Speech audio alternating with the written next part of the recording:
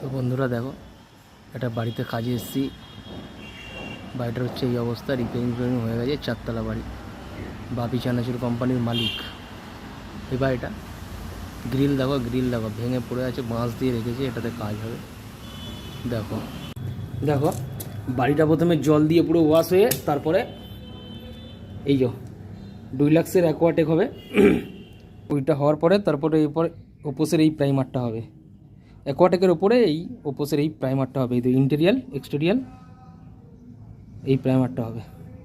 এই প্রাইমারটা দুই জায়গায় কাজে লাগে, ইন্টেরিয়ালও হবে এক্সটেরিয়ালও হবে, দুটোতেই হবে এই প্রাইমারটা। ভিডিওটার সাথে দেখো, পুরোই দেখাবো কি করছি না করছি। দেখো কাজটা দেখো কেমন হয়েছে, কমেন্টে জানাবে। দেখো কি অবস্থা ছিল আর কি হয়ে গেছে। দেখো